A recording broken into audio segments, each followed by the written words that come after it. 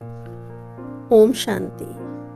भारत त्योहारों की भूमि है, जिसमें होली के त्योहार पर एक विशेष महत्व है। होली का त्योहार हम सभी बड़ी खुशी के साथ मनाते हैं। होलिका दहन करते हैं, एक दूसरे को बड़े प्यार से रंग लगाते हैं। क्या हम ऐसे ही इस त्योहार को इस रीति से मनाते आए हैं, या इसके पीछे कोई महीन रहस्य छुपा हुआ है? वास्तव में हमारे सभी त्योहार हमारी अपनी जीवन यात्रा से जुड़े हैं। वे हमारे दिव्य परिवर्तन की यादगार है। भारत में 33 कोटि देवी देवताओं का गायन है, और सभी त्योहार किसी न किसी रूप में देवी देवताओं से संबंधित हैं। हम यह भी जानते हैं कि एक समय था जब भारत सोने की चिड़िया हुआ करता था, जिसे हम स्वर्ग सतयुग कहते हैं। और इसी समय युग में इसी धरा पर 33 करोड़ देवी देवताएं थे। क्या हम जानते हैं वे कौन थे और अभी कहाँ हैं? सृष्टि चक्र का नियम ही है युग परिवर्तन। सतयुग, त्रेता युग, द्वापर युग, कलयुग से गुजरते हुए हम आत्माएं अपनी दिव्यता से दूर होते गए और देवता से साधारण मनुष्य बन गए। पवित्रता, शांति, प्रेम, सुख, समृद्धि जिसके हम अधिकारी हुआ करते थे, 5 विकारों काम, क्रोध, लोभ, मोह, अहंकार में गिरने से शोक वाटिका कलयुग, दुखों की दुनिया नरक में आ गई। लेकिन अति के बाद अंत और घोर रात्रि के बाद नया सवेरा सुनिश्चित है। इस घोर कलयुग के बाद सतयुग लाना किसी भी साधारण आत्मा का काम नहीं है, और इसीलिए ऐसे समय में कल्प के अंत में कल्प में एक ही बार निराकार परमात्मा शिव स्वयं इस धरा पर अवतरित होते हैं सतयुग की स्थापना के लिए। परमात्म अवतरण समय को लेकर सतयुग की शुरुआत के समय को संगम युग कहते हैं। परमात्मा का अवतरण हो चुका है। हमारे सभी त्योहार वर्तमान समय की यादगार हैं, जब हम परमात्मा से सीधा संबंध जोड़कर अपने जीवन को सुखमय बनाते हैं और सृष्टि पर स्वर्ग निर्माण में अपना योगदान देकर फिर से स्वर्ग के मालिक बनते हैं। पवित्रता, होली काम विकार को महाशत्रु कहा गया है। इसी में गिरने से हमसे हमारा प्यारा स्वर्ग खोया है, जिसकी नोंद बाइबल में भी है। विकारों पर जीत पाने से ही सतयुग की स्थापना होती है।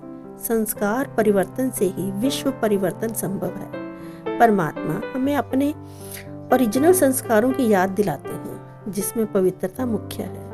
पवित्रता सुख और शांति की जननी है, सर्व प्राप्तियों की चाबी है। पवित्रता का यथार्थ अर्थ सिर्फ ब्रह्मचर्या नहीं है, बल्कि मन, कर्म, वचन संपूर्ण रूप से शुद्ध बनना है। जब हमें परमात्म दिव्य संदेश मिलता है और हम अपने जीवन में प्रैक्टिकल में पवित्रता की धारणा कर फिर से हमारे दैवी गुणों को इमर्ज करते हैं, तब इस धरा पर सतयुग आता है। होली का त्योहार पवित्रता की इसी धारणा का यादगार है। होली बीता सो बीता, पास्ट इज पास्ट।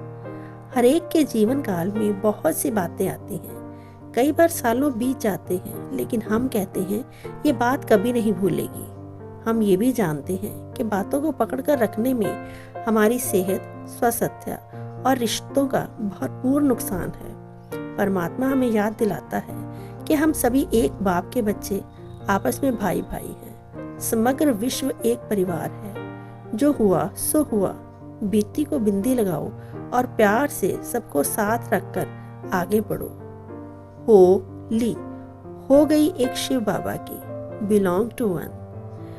तुम ही हो माता, पिता तुम ही हो। प्रार्थनाओं में हम जो गाते आए हैं, उसे प्रैक्टिकल में अनुभव करने का समय वर्तमान समय है। पिता, माता, सखा, बंधु, जीवन साथी, हमारे सर्व संबंध वास्तविक रूप में उस एक परमात्मा से ही है। सदियों से हमने उसे पुकारा है, और अब जब वो आया है, तब जैसे एक नदिया सागर से मिलने के लिए उत्सुक होती है, और सागर मिलने पर उसमें ऐसे समा जाती है जैसे अलग किया हुई ना जा सके, वैसे हम आत्मा परमात्मा के संग में रहकर उसके रंग में रंग जाते हैं। मैं आत्मा परमात्मा की होली, ईश्वर को समर्पण होना अर्थात स्वयं के और विश्व के कल्याण अर्थ अपने जीवन को मनमत पर ना चलाकर परमात्म मत पर चलना। और चलाना। साथ ही जैसा संग वैसा रंग, परमात्मा के संग से हम भी उनके जैसे बनते जाते हैं। शांत स्वरूप, प्रेम स्वरूप, शक्ति स्वरूप, और फिर यही स्नेह, प्यार और सम्मान का परमात्म रंग हम औरों को भी लगाते हैं।